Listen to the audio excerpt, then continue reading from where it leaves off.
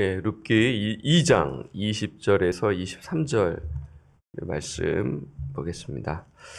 룻기 2장 20절에서 23절입니다. 교독하겠습니다. 나오미가 자기 며느리에게 이르되 그가 여호와로부터 복받기를 원하노라. 그가 살아있는 자와 죽은 자에게 은혜 베풀기를 그치지 아니하도다 하고, 나오미가 또 그에게 이르되 그 사람은 우리와 가까우니 우리 기업을 물을 자 중에 하나이니라 하니라. 모압 여인 룻이 이르되 그가 내게 또 이르기를 내 추수를 다 마치기까지 너는 내 소년들에게 가까이 있으라 하더이다 하니, 나오미가 며느리 룻에게 이르되 내 딸아 너는 그의 소녀들과 함께 나가고 다른 밭에서 사람을 만나지 아니하는 것이 좋으니라 하느니라. 이에 룻이 보아스의 소녀들에게 가까이 있어서 보리 추수와 밀 추수를 마치기까지 이삭을 주우며 그의 시어머니와 함께 거주하니라. 아멘. 오늘은 기업 물을 자 고엘, 기업 물을 자 고엘이라는 제목으로 말씀을 드립니다. 오늘 설교 제목을 들으셨을 때 또 이게 또 뭐지? 또 이렇게 또 생각이 드실 텐데요. 제가 지난 토요일에 말씀을 드렸죠. 기업을 물을 자에 대해서 오늘 좀 자세히 보도록 한다고 드렸어요. 이 부분을 이해하면 3장의 내용이 이해가 되면서 룻기의 그 말씀이 이렇게 어떻게 보면은 마음에 쫙 담으며 또 기도를 더 깊이 하지 않을까, 이런 생각을 또 해보게 됩니다. 자, 그 부분은 또 3장 또 4장을 나누면서 또 말씀을 드리도록 할게요. 기업 물을 자는 히브리어로 고엘입니다. 우리가 이제 히브리어를 이제 하나 배웠는데 그것이 헤세드였잖아요. 또 오늘 또 배우는 히브리어 단어는 고엘입니다. 이 고엘을 이제 기업 물을 자라고 하는데요. 이 고엘이라는 단어는 여러분 어렵지 않아요. 여러분 다 아는 것을 좀 정리하는 것이기 때문에 나름 여러분 뭐 메모하셔도 좋고요. 아니면 그냥 들으셔도 다 아는 내용입니다. 고엘이라는 단어는 대신 값을 주고 원상으로 회복시키다. 그러니까 회복을 시키기 위해서는 뭐가 따라야 돼요? 값을 치러야 된다라는 것입니다. 그래서 이 고엘이라는 단어는 구속하다, 친족으로서 행동하다, 가장 가까운 친족의 역할을 맡다라는 의미의 동사 가을의 분사형인 것이에요. 이 고엘이라는 것이요. 그래서 구속자, 이 고엘은 구속자, 친척으로서 행동하는 자라는 것이에요. 이게 이제 기업 물을 자. 그러니까 기업 물을 자는 고엘이고, 이것을 좀 더 이제 신학적으로 또 용어를 정리하자면 구속자인 것입니다. 여러분, 무르다라는 것이 값을 주고 해방하다라는 것입니다. 무르다, 회복하다. 그러니까 구속자는 다른 사람 대신 값을 치르는 사람이겠죠? 이것을 기억하시고요. 그러면 오늘 기업 물을 자 구속자에 대해 크게 세 가지를 나누어서 말씀을 드릴게요. 첫째는 뭐냐면 구속의 대상은 무엇인가? 그 대상이 있어야 되잖아요. 그렇죠? 둘째, 뭐 구속자가 아무나 하면 안 되잖아요. 자격이 있어야 되잖아요. 둘째는 구속자의 자격은 무엇인가? 셋째, 뭐 알겠어요. 뭐 이 내용을 다 알겠어요. 그러면 이 구속자가 주는 신학적 의미는 무엇인가? 오늘 우리 신약 시대에 살아가는 우리에게 있어서 이게 이 룻기서 말씀을 통해 우리에게 주는 신학적 의미 혹은 또 영적인 의미로 또한 우리가 볼 수가 있는 것입니다. 자, 이렇게 세 가지를 오늘 정리해서 말씀을 드릴게요. 그러면 첫째, 구속자의 대상은 무엇인가? 뭐 대상은 누구인가라고 볼 수가 있죠. 자, 보통 구약 시대에는 이 구속자가 세 가지를 이제 구속하죠. 첫째는 땅입니다. 여러분, 이스라엘의 땅은 하나님이 주신 기업입니다. 그래서 어떤 형제가 빚 때문에 땅을 잃어버리는 경우가 있어요. 그러면 그것을 영원히 잃어버리는 것이 아니라 안식년, 희년에 되찾을 수 있도록 하나님께서 제도를 만들어 주셨죠. 예. 또는 그 전에, 안식년, 희년 전에 누군가가 그러니까 가까운 혈족이겠죠. 혈족이, 친척이 땅의 값을 지불해서 땅을 얻도록 하는 것입니다. 그러니까 무르는 거죠. 그냥 가져오는 것이 아니라 값을 치러야 돼요. 그러니까 가난한 자는 값을 치를 능력이 없으니까 친척이 대신 값을 치루어서 땅을 가질 수 있도록, 원상복귀할 수 있도록 하는 것이죠. 그 대상이 뭡니까? 땅이다 라는 것을 또 기억하시면 돼요. 그래서 레위기 25장 24절에서 25절에 나와 있어요. 읽어드릴게요. 너희 기업에 온 땅에서 그 토지 무르기를 허락할지니. 무르기다. 무르기 나와 있어요. 레위기예요. 25장 25절 레위기. 만일 네 형제가 가난하여 그의 기업 중에서 얼마를 팔았으면 그에게 가까운 기업 물을 자가 와서 그의 형제가 판 것을 물을 것이요. 구속할 것이요. 구속이 뭐예요? 값을 치르고 회복시키는 것이죠. 그러니까 대상이 뭡니까? 첫째, 땅이다 라는 것을 드렸어요. 자, 구속의 대상 두 번째가 있어요. 노예입니다. 노예. 빚을 갚지 못해 노예가 되는 경우가 있죠. 종이 되는 경우가 있습니다. 근데 계속 종이 되는 것이 아니라 또한 희년이라는 제도가 있고 그것을 통해서 자유를 얻게 되는데요. 근데 그 전에 자유를 얻을 기회가 있습니다. 누군가가 값을 지불할 때인 것이죠. 그때 자유를 얻게 되는 것입니다. 그 값을 치르는 자가 고엘, 구속자인 것입니다. 자, 정리해 볼까요? 첫째는 뭐예요? 땅. 둘째는 노예. 자, 그래서 그 노예라는, 종이라는 그 부분을 말씀한 구절이 레위기 25장.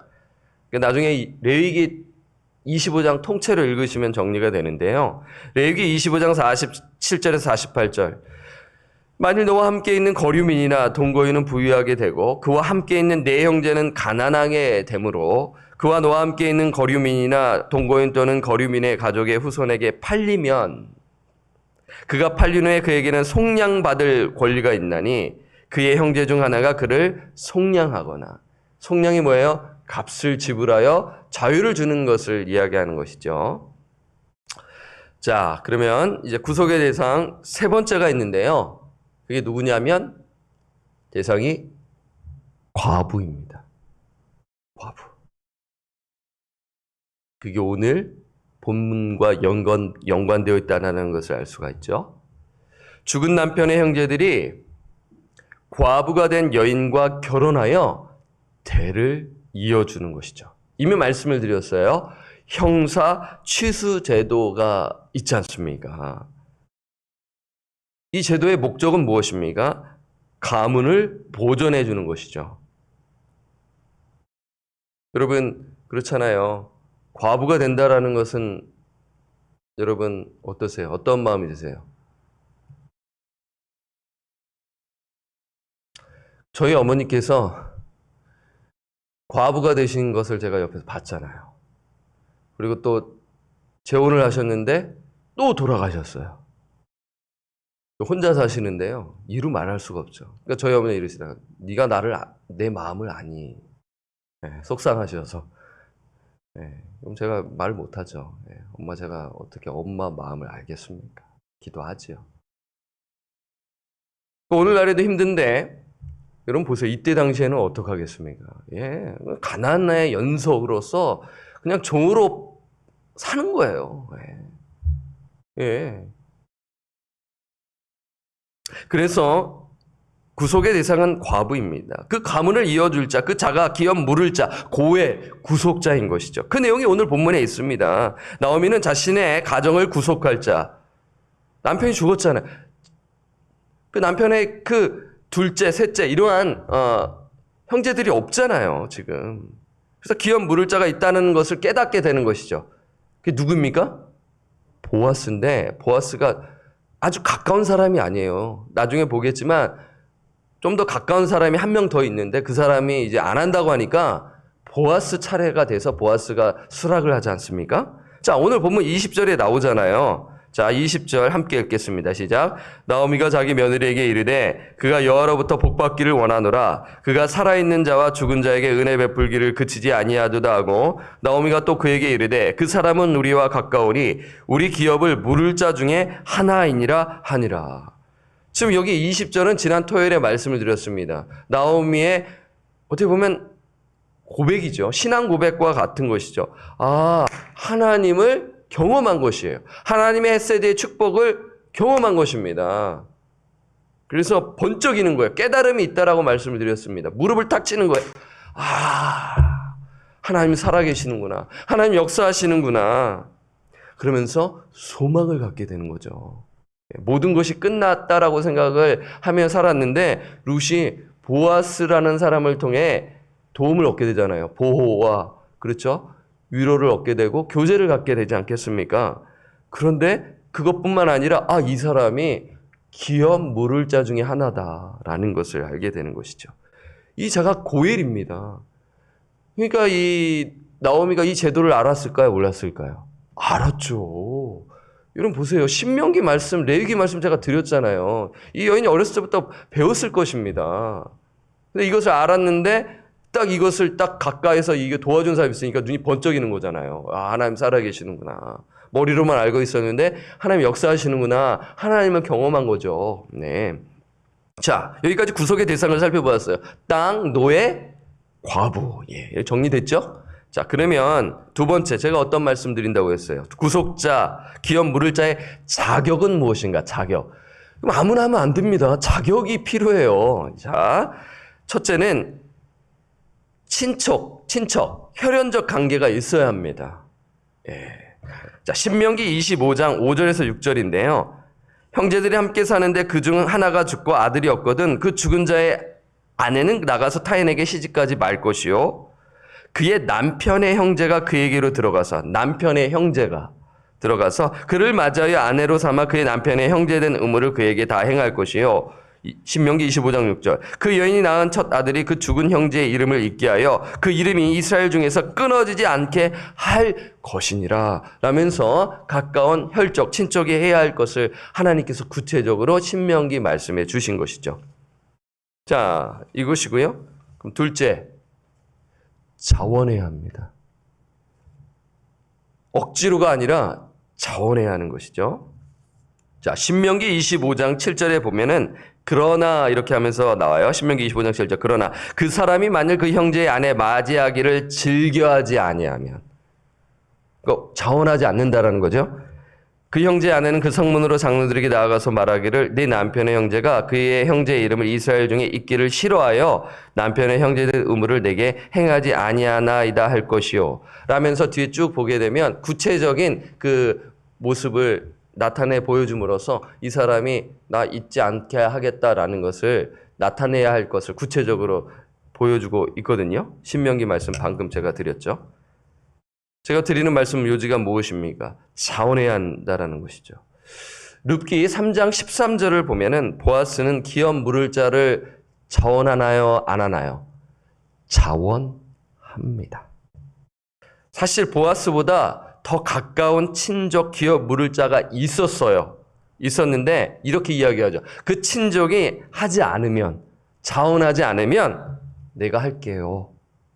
룻에게 이야기하는 장면이 3장에 나오거든요. 여러분 3장 내용 여러분 기억나실지 모르겠네요. 상당히 조금 오늘날 사람들이 이해하기 힘든 그 장면이 연출이 됩니다. 어쨌든 이렇게 얘기하죠. 약속을 하는 거예요. 아니, 하나님한테 맹세하는 것이에요. 그 가까운 자가 있는 거 내가 알아요. 그 자가 자원하지 않으면 내가 책임질게요. 라면서 이야기하는 장면이 나오거든요. 3장 13절에 나옵니다. 나중에 이제 3장을 할 때 말씀을 드릴게요. 자원해야 합니다. 그 자격자가 자원해야 돼요. 첫 번째는 친족, 두 번째는 자원해야 되고요. 세 번째가 있습니다. 이게 또 중요해요. 뭐냐면 값을 치를 수 있는 유력자여야 한다라는 것입니다. 이해되시나요? 값을 치를 수 있는 유력자. 자, 룻기 2장 1절 볼까요? 자, 2장 1절. 우리 이미 봤습니다. 왜 성경 기자가 이것을 넣었는지를 비로소 오늘 알 수가 있어요. 룻기 2장 1절. 성경은 다 그 하나님의 뜻 안에서 이유가 있는 것이죠. 2장 1절 함께 읽겠습니다. 시작. 나오미의 남편 엘리멜렉의 친족으로 유력한 자가 있으니 그의 이름은 보아스더라. 그렇죠? 예, 이러면서 2장에 하나님의 헤세드의 축복이 나오지 않습니까? 나오미는 보아스의 관대함을 이제 룻을 통해 보았잖아요. 그 헤세드의 축복이 있지 않겠습니까? 친절하고 관대한 것을요. 그리고 유력한 자였어요. 능력이 있었단 말입니다. 값을 치를 수 있는 유력자였다라는 것이죠. 그래서 나오미는 생각하는 거예요. 야, 나의 남편 엘리멜렉의 가정에 고엘, 기업 물을 자로서 합당한 사람이구나. 그래서 무릎을 탁 치면서 하나님께서 우리 가정에 은혜를 주시는구나. 하나님께서 우리 가정에 간섭하시는구나 라며 무릎을 탁 치며 하나님의 은혜를 의지할 수밖에 없는 상황인 것이죠. 이것입니다. 우리가 어려운 상황 가운데 정말 야, 이대로 끝이 아닌가 막 절망하고 있는데 하나님이 개입하시는 거예요. 와, 참 좋으신 하나님.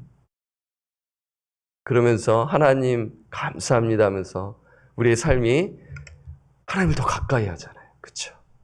야, 내가 잘못된 판단을 했구나. 지금 하나님의 역사를 체험하는 나오미가 지금 이 부분을 우리에게 알려주고 있는 것입니다. 자, 정리가 되셨나요? 자, 그럼 세 번째 뭐예요? 신학적 의미는 무엇인가? 여러분 이것을 아시고 그런 다음에 이제 3장에 들어가시면 정리가 돼서 이게 읽혀져요. 이 내용이 무엇인가? 그리고 다른 사람에게 설명해 줄 수 있지 않겠습니까? 여러분 기업 물을 자는 예수 그리스도의 모형이다. 이것으로 정리하시면 됩니다. 다시요. 기업 물을 자는 예수 그리스도의 모형이다. 이것이 영적 의미입니다. 그러니까 보아스는 예수 그리스도의 모형이라고 보시는 것이죠. 그러니까 예수 그리스도께서 우리의 죄값을 치르신 구속자이시다라는 것을 우리는 정리할 필요가 있는 것이죠. 방금 저는요. 구속자의 자격에 대해 세 가지를 드렸어요. 기억나시나요? 첫째는 뭐예요? 혈연적 관계이다. 둘째는 자원해야 한다. 셋째는 값을 치를 수 있는 유력자, 능력이 있어야 된다는 것을 드렸습니다. 이것이 이 세 가지가 예수님께도 동일하게 적용이 되는 거예요. 예수님이 이 땅에 사람의 몸으로 오셨고 형제로 오셨습니다. 히브리서 2장 11절에 이런 말씀이 있습니다. 거룩하게 하시는 이와 거룩하게 함을 입은 자들이 다 한 근원에서 난지라. 그러므로 형제라 부르시기를 부끄러워하지 아니하시고. 예수 그리스도께서 말입니다. 둘째, 예수님은 자원하셨습니다. 예수님은 하나님의 뜻에 순종하셨어요. 히브리서 10장 7절에 이에 내가 말하기를 하나님이여 보시옵소서 두루마리 책에 나를 가리켜 기록된 것 같이 하나님의 뜻을 행하러 왔나이다 하셨느니라. 누가 하나님의 뜻을 행하러 이 땅에 오셨습니까? 예수님께서요. 억지로 하셨습니까? 아니에요. 기쁜 마음으로 순종하셨습니다. 자원한 마음으로 순종하셨어요. 아시잖아요. 예수님께서 그 시험 당하실 때, 마귀에게 시험을 당하셨을 때 하나님의 뜻에 반응하셨고 순종하심으로 물리치셨잖아요. 유혹을요. 그리고 계속 영적 싸움, 기도로 물리치셨고 겟세마네 동산에서 하나님의 뜻에 순종하겠습니다. 하나님의 뜻대로, 내 뜻대로 하지 마시고 오직 하나님의 뜻대로 행하옵소서. 자원하는 마음으로 고난의 잔을 받으셨잖아요. 그렇죠?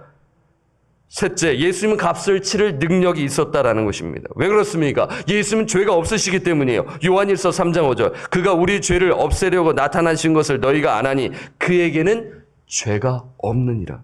그렇잖아요. 죄가 있는 사람이 죄가 있는 자를 어떻게 구속할 수가 있습니까? 죄가 없는 자만이, 오직 예수 그리스도만이 우리의 죄를 속량할 수 있는 유일한 분이신 것이죠. 그래서 예수의 보혈의 능력이 있고 그 예수만이 우리의 구주이시고 소망이시다, 생명이시다 라는 것을 오늘 하루도 붙들며 여러분 나오시지 않았습니까? 예, 이것입니다. 말씀을 정리합니다. 이것이에요. 기업 물을 자 고엘 제도는 예수 그리스도의 모형이라는 것을 기억하세요. 앞에 거는 여러분 마음에 구속자이시구나. 예, 이러한 제도가 있었구나. 그러면서 3장 내용을 보면서 여러분 마음속에 하시면 되고요. 예수 그리스도께서 십자가에 죽으심으로써 완성하셨어요. 값을 다 치르셨어요. 다 이루셨습니다. 예, 우리가 해야 할 일은 그 예수 그리스도만을 신뢰하는 것이에요. 절대적으로 신뢰하는 것이에요. 애도할 필요가 없어요. 내가, 내가 좀 더 첨가해가지고 내가 좀 더 하나님께 좀 잘 보여야겠다.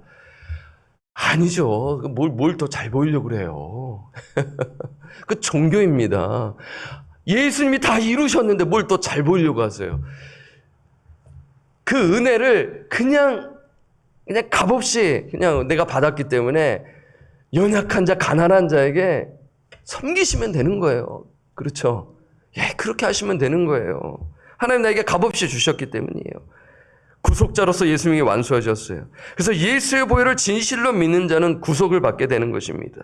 그 자는 지금 축복을 누리고 있는 자인 것이죠. 따라서 우리는요, 이렇게 말씀을 드립니다. 날마다 십자가의 은혜를 날마다 기억하며 거룩한 백성으로서 헬세대의 축복을 풍성히 누리며 나누어주는 그런 삶을 살아내야 할 것입니다. 그래서 예수 그리스도만을 의지하며 사시는 저와 우리 성도님들 되시기를 부탁드리고 축원합니다.